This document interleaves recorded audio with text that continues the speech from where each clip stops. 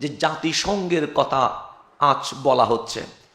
আপনি যদি বিভিন্ন দিবস ইন্টারন্যাশনালি আছে, যদি চার্জ করে দেখেন, সেখানে জাতিসংঘ একটা দিবস দিয়েছে, ইন্টারন্যাশনাল হ্যান্ড ওয়াশ ডে, আন্তর্জাতিক হাত ধোয়া দিবস।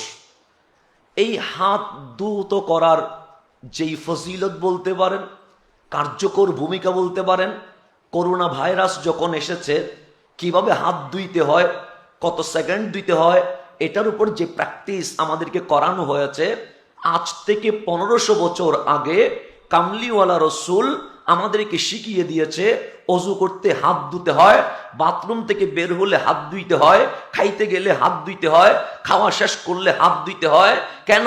হাত থেকে ভাইরাস যে চড়ানো হয়, জাতিসংঘ বুঝেছে আজকে, আর বিধান দিয়েছে রহমতুল্লিল আলামিন 1500 বছর আগে।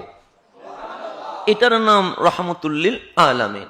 আজকে যে নারী অধিকারের কথা বলা হচ্ছে, 1500 বছর আগে যদি ইতিহাস পড়েন, আপনি যাদেরকে স্মরণীয় বরণীয় দেখবেন সবাই পুরুষ ছিলেন, নারীর কোনো নাম ইতিহাসের পাতায় পাওয়া যায় না।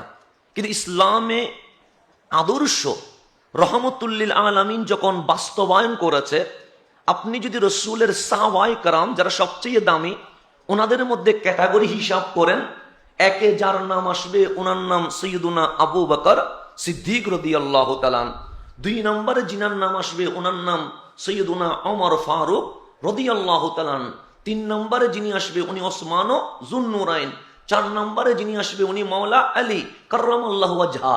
কিন্তু আমার রসুল সাহাবায়ে কেরামকে সামনে নিয়ে বলছে, সাহাবী আমার, আমি রসুল তোমাদেরকে যে ইসলামের প্রতি দাওয়াত দিয়েছি, তোমরা রক্ত দিয়েছো, জান দিয়েছো, মাল দিয়েছো, তোমাদের রক্তের উপর ইসলাম দাঁড় হয়েছে, এই ঋণ আজীবন স্মরণীয় থাকবে, বরণীয় থাকবে। কিন্তু আমি রসুল সকলের ঋণ শোধ করে দিয়েছি, 2 জনের ঋণ শোধ করতে পারি নাই। একজনের নাম আবু বকর সিদ্দিক, চাইলে বলতে পারতেন আরেকজনের নাম ফারুকে আজম। কিন্তু কামলিওয়ালা রসুল নারী অধিকার কিভাবে দিচ্ছে, যখন ডানে ধরে বললেন আবু বকরের ঋণ শোধ করা যায় নাই, বামে ফারুকে আজম উসমান যুন্নুরাইন মাওলা আলীর নাম বলে নাই, আরেকজনের ঋণ শোধ করতে পারি নাই, ওটা তোমাদের আম্মা জান মা খাদিজাতুল কুবরা। ডানে পুরুষের অবদান নিলে বামে নারীর অবদান স্বীকার করে নিয়েছেন।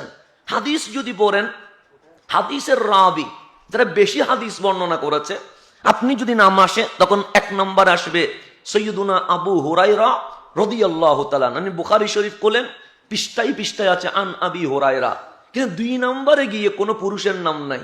2 নম্বরে গিয়ে বসে আন আয়েশা সিদ্দিকা রাদিয়াল্লাহু তাআলা আনহা। তাহলে এই জ্ঞানের জগতে যেখানে নারীকে মাইনাস করা হয়েছে, সেখানে আমার রসুল হাদিস জগতে যিনি সবচেয়ে বেশি হাদিস, যদি 1 নম্বরে সৈয়দুনা আবু হুরায়রা বর্ণনা করে, 2 নম্বরে কামলিওয়ালা রসুল আম্মা জান আয়েশা সিদ্দিকার নাম লাগিয়ে পুরুষকে যেভাবে মানুষত্বের অধিকার দিয়েছে, ঠিক নারীকে সেইভাবে মানুষত্বের অধিকার দিয়ে দিয়েছে। তো যেহেতু সময় সংক্ষেপ, নামাজের সময়, আমি অল্প কথা বলে শেষ করব। বর্তমান সময়ে এক হাহাকার চলছে, একদিকে কিশোর গ্যাং বেড়ে গেছে, অন্যদিকে রাহাজানি মদের আসর, জুয়ার আসর বসে গেছে। অভিভাবকরা হতাশ হচ্ছে, সন্তানের ভবিষ্যৎ কি। সেই জায়গায় আপনারা মাদকের আসরে নয়, বা সিনেমা হলে নয়, বা কিশোর গ্যাংয়ে নয়, এক বিদ্যালয়ে এসে গেছেন। কেন? মা বাবার স্বপ্ন বাস্তবায়ন করা, জাতি রাষ্ট্রের সূর্য সন্তানে বাস্তবায়িত হওয়ার জন্য এসেছেন। এই সময়ে মানুষ যখন দিক বেদিক ছুটছে, কেউ নায়ককে নিজের আদর্শ মেনে নিচ্ছে, কেউ নায়িকাকে নিজের জীবনের আদর্শ হিসেবে নিয়ে নিচ্ছে, কেউ খেলোয়াড়কে নিয়ে নিচ্ছে, কেউ লিডারকে নিয়ে নিচ্ছে। কিন্তু আপনি বাস্তবতায় দেখেন, যাকে অনুসরণ করছে সে এমন ব্যস্ত, সে আপনাকে নিয়ে ভাববার কোনো সময় তার নাই। সেই জন্য মানুষ মিসগাইড হচ্ছে। আর আমার আল্লাহ বলছে, বান্দা তুমি ডানে বামে সামনে পিছনে ঘুরে কি পেয়েছো, রেজাল্ট কি? তখন দেখবেন রেজাল্ট 0। তখন আল্লাহ বলছে, ওয়ালামু আন্না ফীকুম রাসূলুল্লাহ, ডানে বামে যাওয়ার দরকার নাই, জেনে রেখো আমি আল্লাহ দয়া করে মায়া করে তোমাদের মাঝে হাবিবুল্লাহকে দিয়ে দিয়েছি। ওনাকে মানতে পারলেই দুনিয়াও সফল হয়ে যাবে, আখিরাতেও নাজাত পেয়ে যাবা। রসুল পাক দুনিয়ারও মুক্তির এক দিশারি এবং আখিরাতে নাজাতের অন্যতম ওয়াসিলা। তো আমি যে এই কলেজে এসেছি সফল হওয়ার জন্য, তো সফল কিভাবে হব? বিভিন্ন জন বিভিন্ন রকম থিওরি দেয়, কিন্তু আমার কোরআন সূরা আরাফ বলছে যে রসুল আরবি উনি কে?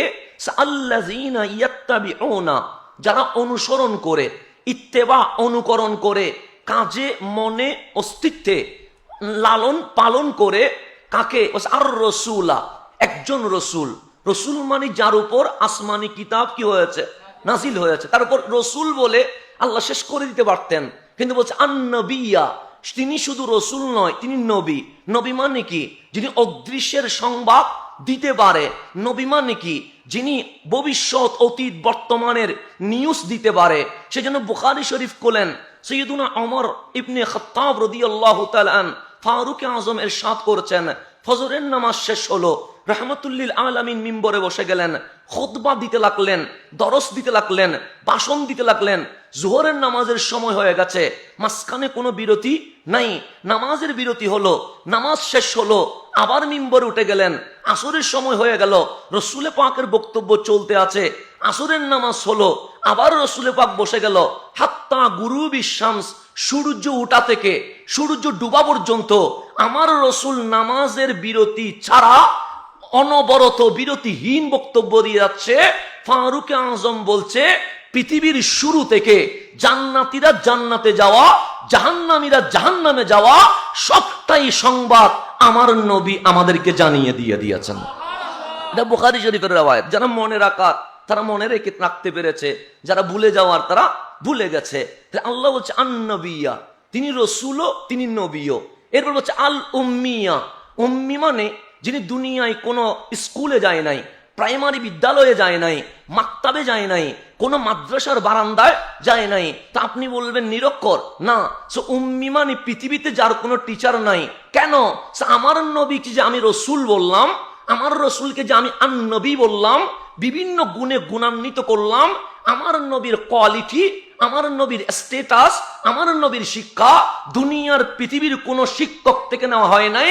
আল উম্মিয়া আল্লামাকা মা লাম তাকুন তালাম, হাবিব যত অজানা বিষয় আছে সকল বিষয় আপনি জেনেছেন দুনিয়ার শিক্ষক থেকে নয়, আমি আল্লাহ নিজেই শিক্ষক হয়ে জানিয়ে দিয়েছে। এটার নাম উম্মি, এটার নাম উম্মি। যারা রসুলকে অনুসরণ করে, আন-নবী, নবীকে অনুসরণ করে, আল উম্মি, কয়টা কথা বলেছেন? তিনটা। এখন আমার আলোচনা জন্মের পর হবে।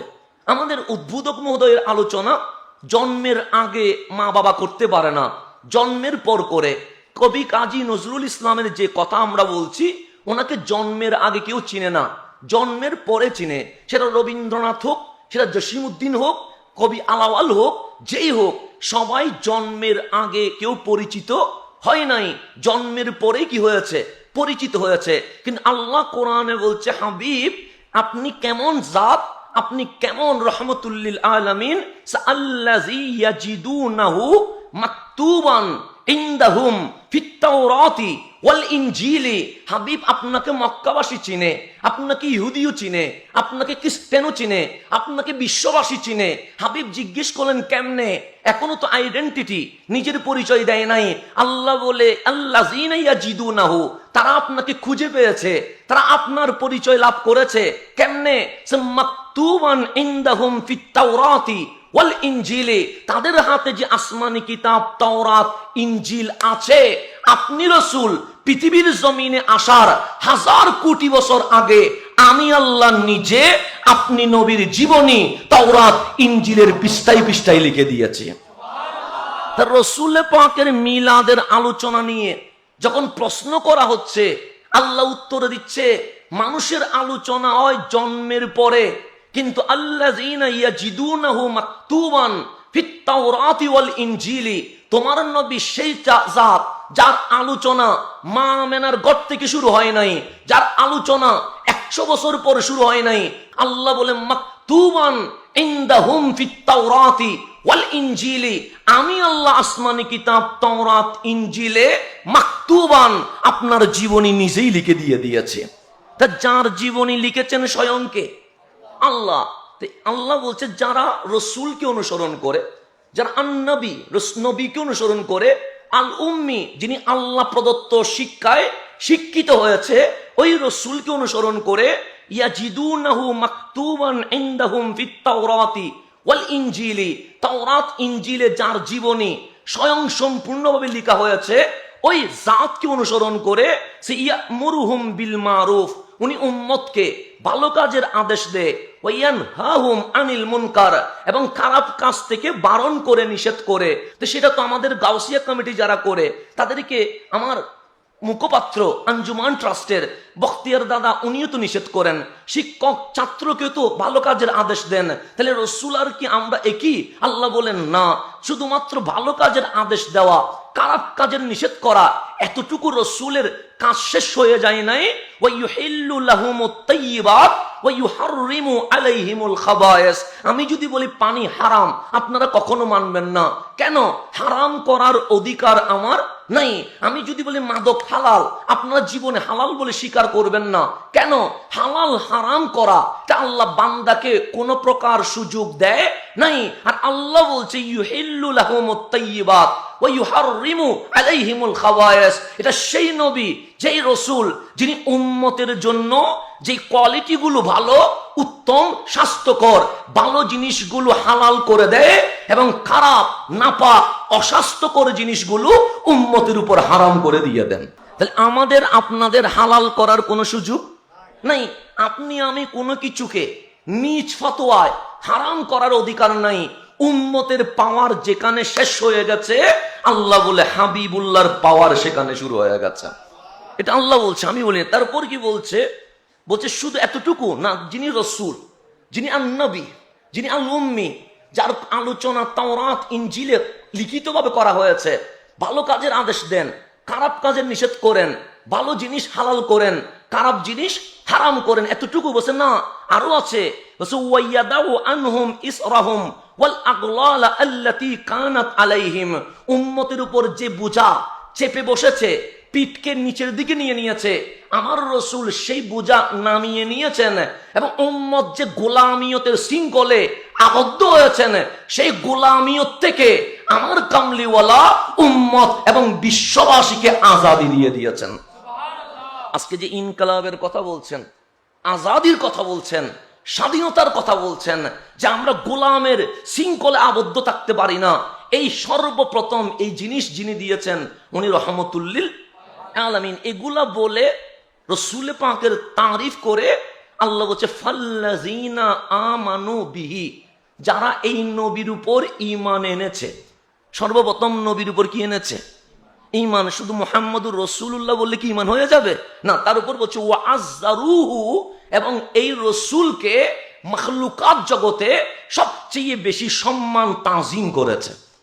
তাহলে ঈমানও আনতে হবে, তাজিমও করতে হবে। এখন আপনি যদি বলেন রসুলকে ভালোবাসি ভিতরে, কিন্তু কাজে কোনো বাস্তবায়ন নাই, এটার নাম নেফাকত, এটার নাম মুনাফিকি হয়ে যায়। আপনি যখন রসুলকে ভালোবাসি বলবেন, অবশ্যই সেটা কাজে কর্মে বাস্তবায়ন করতে হবে। তাহলে আমরা যেখানে ছিলাম, আল্লাহ বলছে ফাল্লাযিনা আমানু বিহি, যারা এই নবীর উপর কি এনেছে? ঈমান এনেছে। ওয়াআজ্জারুহু, এই নবীকে কি করেছে? তাজিম, সম্মান করেছে। তো সম্মানটা কিরকম? আমি যদি বলি আমি এভাবে সম্মান করি, এটার নাম দলিল হবে না। আমার বাবা এভাবে সম্মান করে, এটার নাম প্রমাণ হবে না। দলিল হচ্ছে সাহাবায়ে কেরাম আমার নবীকে কিভাবে সম্মান করেছে। রহমতুল্লিল আলামিন মদিনায় হিজরত করেছেন, তাও ছিল 12ই রবিউল আউয়াল। কতই রবিউল আউয়াল? 12ই রবিউল। আমার রসুল পৃথিবীতে আগমন করেছেন 12ই রবিউল আউয়াল। 53 বছর বয়সে রহমতুল্লিল আলামিন মক্কা ছেড়ে যখন মদিনায় রওনা হলেন, সেদিন ছিল 27শে সফর। আবার মক্কা থেকে মদিনার কুবা নামক জায়গায় এসে পৌঁছলেন 8ই রবিউল আউয়াল। ঠিক যেখানে মসজিদে নববী, সেখানে এসে পৌঁছলেন, সেদিন তারিখ ছিল 12ই রবিউল আউয়াল। তাহলে মিলাদও 12ই রবিউল আউয়াল, হিজরতও 12ই রবিউল আউয়াল, মিলে গেছে। তো সেই দিনের চিত্র, রসুল আছেন উটের উপর বসা, সিদ্দিক আকবর রশি ধরে আছেন। এখন মদিনার মানুষ কি করছে? রসুল আরবি 12ই রবিউল আউয়াল মদিনার শহরে ঢুকতে দেরি নারীরা পাহাড়ের উপর উঠে গেছে, বাচ্চারা চিৎকার করে বলছে, এটা আমার রেওয়ায়াত না, মুসলিম শরীফের রেওয়ায়াত। ছোট ছোট বাচ্চা 9, 10, 11 বছরের বাচ্চারা চিৎকার করে বলছে, যা রাসূলুল্লাহ, শুনে রেখো মদিনাবাসী, ইয়াসরাফ ইয়াসরাফ নাই, এটা মদিনায় মুনাওয়ারা হয়ে গেছে। কেন? সে যেই রসুলের জন্য আমরা অপেক্ষায় ছিলাম, সেই রসুল ইয়াসরাফের কদম রেখে দিয়েছে। এটা মুসলিম শরীফে সব বাচ্চারা আনন্দ করছে, চিৎকার করছে, যা রাসূলুল্লাহ, যা মুহাম্মাদুর রাসূলুল্লাহ। কামলিওয়ালা চলে এসেছেন। বাচ্চাদের চিৎকার শুনে যুবকরা রাস্তায় নেমে গেছে, মুরব্বীরা এগানোর জন্য এসে গেছে, নারীরা পর্দা সহকারে পাহাড়ের উপর উঠে গেছে। কামলিওয়ালা রসুল উটের উপর বসে আছে, সিদ্দিক আকবর রশি নিয়ে আছে। যখন আমার রসুল মদিনার শহরে ঢুকে গেলেন, যুবকদের থেকে আওয়াজ আসছে, তালা আল বাদরু আলাইনা বলে সর্বপ্রথম মদিনায় নবী পায়া 12ই রবিউল আউয়াল আনন্দ রেলি শুরু হয়ে গেছে। ওই যে আমার মোসাহেবউদ্দিন বখতিয়ার দাদা যে বলেছেন যে 12ই রবিউল আউয়ালের ইতিহাস, এটা 100 বছর আগের ইতিহাস নয়, এই ঐতিহ্য 1400 বছর ধরে চলমান আসছে। এই চলমানের নাম হচ্ছে আজ্জারুহু। ইজ্জত কি করতে হবে? রসুলে পাক মদিনা বানায়া ফেললেন, মসজিদে নববী সাজায়া দিলেন, মিম্বরে বসে গেলেন। হাসান বিন সাবিত রাদিয়াল্লাহু তাআলা আন, কত দামি, ওনার জন্য আমার রসুল আলাদা মিম্বর তুলে দিলেন। উনি মিম্বরে দাঁড়িয়ে আছে, আমার কামলিওয়ালা মিম্বরে বসে আছে, আর সাহাবায়ে কেরাম বসা। হাসান বিন সাবিত কামলিওয়ালা রসুলের চেহারায় আনোয়ারের দিকে তাকায় আছে। আমার রসুল ডাক দিলেন, হাসান, আজকে তুমি হামদে বারি তাআলা গাইবা না, আজকে তুমি নাতে রসুল গাইবা না, আজকে তুমি সানা খানি করবা না। হাসান বলে, করতে তো মন চায়, কিন্তু ওই চেহারার দিকে যখন তাকিয়ে আছি, ইয়া রাসূলুল্লাহ, এমন কিছু বলতে চায়, অনুমতির প্রয়োজন। আমার রসুল বলেন, অনুমতি দিয়ে দিলাম। হাসান বিন সাবিত নবীর চেহারায় আনোয়ারের দিকে তাকায়া বলছেন, ও আজমালু মিনকা লাম তারাহু কাত্তু আইনিন। আমি হাসান সূর্যের কিরণ দেখেছি, চাঁদের মিটিমিটি হাসি দেখেছি, তারকারাজির ঝিকিমিকি দেখেছি, ওই বিশাল আসমানের ছায়া আমাকে মুগ্ধ করেছে। আমি সমুদ্রের ঢেউ দেখেছি, আমি সবুজ শ্যামল জঙ্গলে পাখির কিচিমিচি আওয়াজ শুনেছি। এত সৌন্দর্য দেখার পর যখন আপনার দিকে তাকিয়েছি, আমার চোখ বলছে, ও আজ মালুমিনকা লাম তারাহু কাত্তু আইনিন। হাসানের এই চোখ আপনি নবীর চেয়ে সুন্দর আর কিছু কখনো দেখে নাই। তার উপরে বলছে, ও আতিয়াবু মিনকা লাম তালিদুন নিসা। যে মিলাদের কথা আসছে, বলছে পৃথিবীর জমিনে সকল মা সন্তান জন্ম দেয়, কারো সন্তান রাষ্ট্রপতি হয়ে যায়, কারো সন্তান প্রধানমন্ত্রী হয়ে যায়, কারো সন্তান চ্যান্সেলর হয়ে যায়, কারো সন্তান মন্ত্রী হয়ে যায়, কারো সন্তান অধ্যক্ষ উপাধ্যক্ষ হয়ে যায়। কিন্তু আমি হাসান বলতে বাধ্য হচ্ছি, ও আতিয়াবু মিনকা লাম তালিদুন নিসা। মা আমেনার চেয়ে এমন কোন মা জমিনে নাই, মা আমেনার কোন মেসাল উপমা পৃথিবীতে নাই। কেন? সে মা আমেনার মতো পুত পবিত্র আওলাদ এই জমিনে আর কেউ দিতে পারে নাই। এরপর বলছে, খুলিকতা মুবাররাআম মিন কুল্লি আইবিন। আমরা আজ ঝগড়া করছি রসুলের কোন কোন দোষ পাওয়া যায়, বর্তমানে আমরা ঝগড়া করছি। কিন্তু হাসান বিন সাবিত নবীর সাহাবী, নবীকে সামনে রেখে বলছে, খুলিকতা মুবাররাআম মিন কুল্লি আইবিন। কেমনে বলি রসুলের দোষ আছে, ত্রুটি আছে, ভুল আছে, বলতে পারি না। কেন? যখন আল্লাহ আপনাকে বানাচ্ছিলেন তখন দোষ মুক্ত করে পুত পবিত্র করে বানিয়ে দিয়েছেন। এরপরের শব্দটা হচ্ছে সাহাবী দলিল, আমি দলিল না। সাহাবী বলছে, কাআন্নাকা খুলিকতা কামা তাশা। ইয়া রাসূলুল্লাহ, আমাকে একটু বলতে দেন।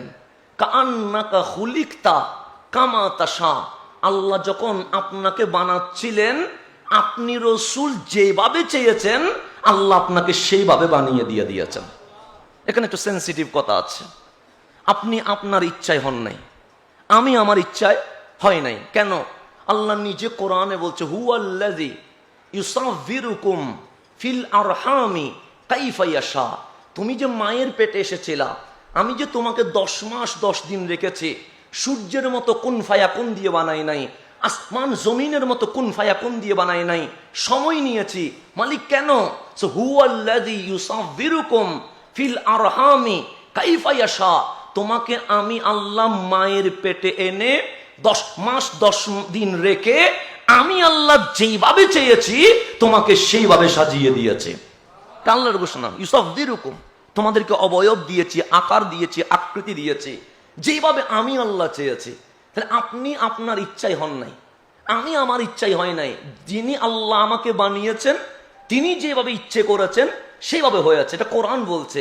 আর হাসান বিন সাবিত বলছে কান্নাকা খুলিকতা কামা তাশা, আপনাকে যখন বানাচ্ছিলেন আপনি রসুল যেভাবে চেয়েছেন, আপনি বলেছেন আল্লাহর চোখ এভাবে হবে, আল্লাহর চোখ মুবারক এভাবে সাজিয়েছেন। আপনি বলেছেন কপাল এরকম হবে, আল্লাহ আপনাকে সেভাবে সাজিয়েছেন। আপনি যেভাবে চেয়েছেন সেইভাবে সাজানো হয়েছে। হাসান বিন সাবিত কোরআন পড়েন নাই, সে পড়েছি তো। কোরআন তো বলেছে আল্লাহ বান্দারে আল্লাহ যেভাবে চাইছে সেইভাবে সাজিয়েছে। আর আপনি রসুলকে বলতেছেন আপনি রসুল যেভাবে চেয়েছেন আল্লাহ আপনাকে সেভাবে সাজিয়েছে। কোরআন আর আপনার কথা বিপরীত হয় নাই, সে না বিপরীত হয় নাই। কেন? আদম ও সফিউল্লাহ থেকে কিয়ামত পর্যন্ত সকল নরনারীকে আল্লাহ যেভাবে চেয়েছে সেইভাবে সাজানো হয়েছে। কিন্তু আমার নবী কারো মতো নয়। ওয়ামা আরসালনাকা ইল্লা রাহমাতাল লিল আলামিন, উনি স্পেশাল বলে উনি নবী যেভাবে চেয়েছে আল্লাহ সেভাবে সাজিয়ে দিয়ে দিয়েছেন। সেজন্য নবীজির সিরাত যখন পড়বেন সাহাবায়ে কেরাম সাক্ষী দিচ্ছেন রসুল লম্বাও নয় বাটিও নয়। এখন বাটি নয় লম্বা নয়, তার মানে মাঝখানে হবে, এটাই তো হবে। তা সৈয়দুনা আলী কাররামাল্লাহু ওয়াজহাকে জিজ্ঞেস করেন, সৈয়দুনা আবু হুরায়রাকে জিজ্ঞেস করেন, সৈয়দুনা সিদ্দিক আকবর, ফারুক আজম, ওসমান যুন্নুরাইন, সাহাবী রাসূল, আনসার, মুহাজির রাদিয়াল্লাহু তাআলা আনহুম, ওনাদেরকে জিজ্ঞেস করেন। ওনারা বলবেন লম্বাও নয়, লা তাবিল ওয়ালা কাসির, বাটিও নয়। তাহলে আপনি একটা কল্পনা করে বললাম, যিনি লম্বা হয় না বাটি হয় না উনি কি হয়?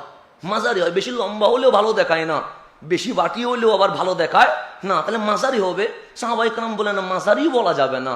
কেন? আপনারা তো বললেন লম্বাও নয় বাটিও নয়। সে দেখলে লম্বাও মনে হয় না বাটিও মনে হয় না, আবার মাঝারি কমেন্টস করতে পারছি না। কেন? সে বিদায় হজ্জে ১৬ লক্ষ সাহাবী দাঁড়িয়ে আছে, মাথা তুলে দেখি সবার উপরে রসুলরে দেখা যায়। তা আপনি কিভাবে সমন্বয় করবেন? না লম্বা কমেন্টস করবেন, না বাটি কমেন্টস করবেন, না মাঝারি কমেন্টস করবেন? কমেন্টস করার কোনো সুযোগ নাই। হাসান সেই জন্য বলছে যে কান্নাকা খুলিকতা কামা তাশা, হাবিব আপনি যেভাবে চেয়েছেন আপনাকে সেইভাবে বানানো হয়েছে। এরকম যদি আমি একটার পর একটা পয়েন্ট বলে যায় আপনি হতবাক হয়ে যাবেন।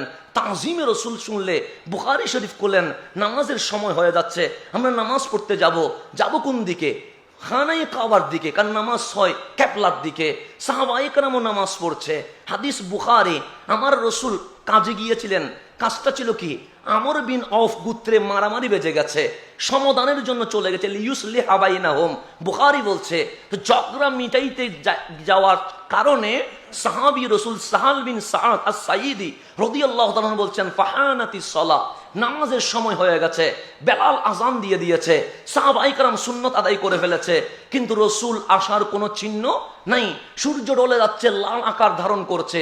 সাইয়্যিদুনা বেলাল বলছেন নবী এখনো আসে নাই। তো রসুল যেহেতু আসছে না, নামাজের সময় তো আর থেমে থাকবে না, কাজা হয়ে যাবে। আমি বেলাল আবু বকর রাদিয়াল্লাহু তাআলার কাছে গেলাম, ডাক দিয়ে বললাম আবু বকর, নবী তো আসে নাই, তো নবীর মুসল্লায় ইমামতি করার যোগ্য আমরা সাহাবায়ে কেরাম যাকে মনে করি উনি হচ্ছেন আবু বকর সিদ্দিক রাদিয়াল্লাহু তাআলা আনহু। তো ওনাকে জিজ্ঞেস করলেন আতুসাল্লিলিন নাস, আপনি কি মানুষের জন্য ইমামতি করবেন?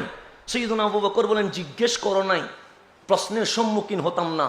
জিজ্ঞেস করার কারণে রসুল যদি এসে দেখে নামাজ কাজা হয়ে গেছে, আপনারা বলবেন আবু বকরকে বলছিলাম নামাজ পড়াই নাই, কাজা করে দিয়েছে, দোষ তো আমার হবে। সে নাম নামাজ পড়াবো, একামত দাও। সাইয়্যিদুনা বেলাল একামত দিলেন, সাইয়্যিদুনা সিদ্দিক আকবর ইমামতিতে দাঁড়ায়া গেলেন, নামাজ শুরু হয়ে গেছে। হাদিস বুখারী, ফাজ্জা রাসূলুল্লাহ সাল্লাল্লাহু আলাইহি ওয়াসাল্লাম, আমার নবী তাশরীফ আনলেন। ওয়ান নাসু ফিস সালাহ, মানুষ সবাই নামাজের মধ্যেই আছে। ফিস সালাহ মানে নামাজ চলমান আছে। বুখারীর শরাতে আছে 2 রাকাত নামাজ যখন শেষ তখন রসুল আসলেন। তো নামাজ যখন চলে তখন যিনি আসুক, যত উপরে হোক, যদি আমাদের অধ্যক্ষ মহোদয় আছেন, উপাধ্যক্ষ মহোদয় আসেন, তাহলে উনি দাঁড়াবেন কোথায়? নামাজের পিছনের কাতারে। এখন নামাজ নয়, সেজন্য ওনাকে আমরা মঞ্চে নিয়ে আসতে পেরেছি, কিন্তু নামাজ শুরু হইলে ওনাকে প্রথম কাতারে আনার কোনো সুযোগ আছে নাই। কেন? আল্লাহর তাজিম যেখানে চলে সেখানে বান্দার তাজিম কখনো চলতে পারে না। তো রসুলে পাক এসে পিছনে দাঁড়ালেন, নিয়ত বাঁধলেন। ডানের সাহাবী দেখলেন রহমতুল্লিল আলামিন, বামের সাহাবী দেখলেন রহমতুল্লিল আলামিন। তা আমি যদি দেখি আমার আব্বা, আমি কি নিয়ত ভেঙে ফেলবো? কখনোই না। যিনি দ্বারা উনিও নামাজ পড়বে, আমিও নামাজ পড়বো। কিন্তু সাহাবায়ে কেরাম ও আযযারুহু কেমন করে রসুলকে তাজিম করেছেন, এইভাবে যে নিয়ত বেঁধেছে রসুলকে দেখার কারণে। ফাসাফফাকান নাস, নিয়তের মধ্যে তালি দিচ্ছে কেন?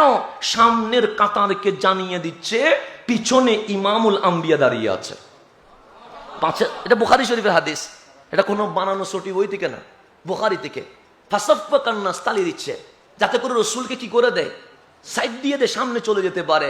কাতার ভেঙে দেওয়া হলো। রসুলে পাক আস্তে আস্তে হাত্তা ওয়াকাফা ফিস সাফ, প্রথম কাতারে চলে এসেছে। যিনি নামাজ পড়াচ্ছে উনি সাধারণ কেউ নয়, উনি খলিফাতুল মুসলিমিন, খলিফাতুর রসুল সৈয়দুনা সিদ্দিকে আকবর রাদিয়াল্লাহু তাআলা। ওনার ব্যাপারে সাহাবায়ে কেরাম বলছেন লা ইয়ালতাফিতু ফি সলাতিহি, উনি যখন নামাজে দাঁড়ায় ডানে বামে করে না। কেন? ওনার বডি কাবার দিকে, মন তখন কাবার মালিকের দিকে চলে গেছে। সেই জন্য এতগুলো যে কাহিনী হয়ে গেছে উনি জানে না। তালি মারলেন উনি জানে না। নামাজে কাতার ভেঙ্গে রসুলকে সামনে আনা হলো উনি জানে না। পিছনে রসুল দাঁড়িয়ে আছে উনি জানে না। তখন সাহাবায়ে কেরাম বলছে এরকম ছোট ছোট তালি দিলে হবে না, এমন তালি দিব মসজিদে নববীর জমিন যেন কেঁপে ওঠে। ফাকসারান নাস বিত্তাসফিক, সবাই যখন একসাথে তালি দিলেন, ইলতাফাতা আবু বকর, সৈয়দুনা সিদ্দিক আকবর কাবা থেকে পিছনে ফিরলেন। ফারাআ রাসূলুল্লাহ সাল্লাল্লাহু আলাইহি ওয়াসাল্লাম, পিছনে তাকায়া দেখে প্রথম কাতারে রহমতুল্লিল আলামিন দাঁড়িয়ে আছে। আমার রসুল হাত তুললেন। ফাশারান নবী সাল্লাল্লাহু আলাইহি ওয়াসাল্লাম আনিন কুসমাকানাক, আবু বকর আমার সম্মানে নামাজের ভেতরে সাহাবায়ে কেরাম তাসফিক তালি দিয়েছে, নামাজে সমস্যা হয় নাই। কাতার ভেঙে দিয়েছে, নামাজে সমস্যা হয় নাই।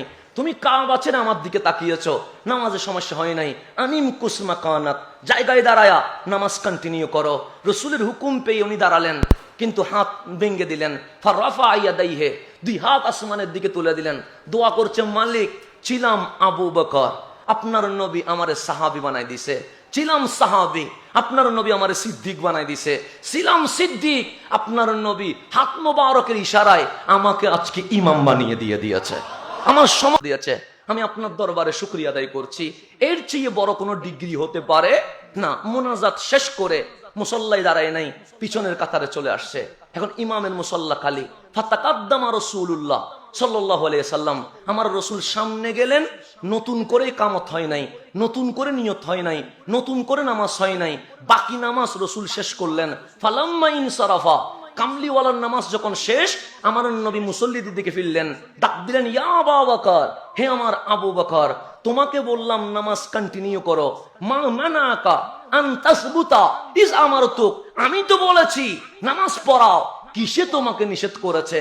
সৈয়দুনা আবু বকর দাঁড়ায়া বললেন কেউ নিষেধ করে নাই, ঈমান নিষেধ করেছে। এটার নাম আযযারুহু। তোমার ঈমান কি? আবু কুহাফার ছেলে আবু বকরের কি যোগ্যতা আছে?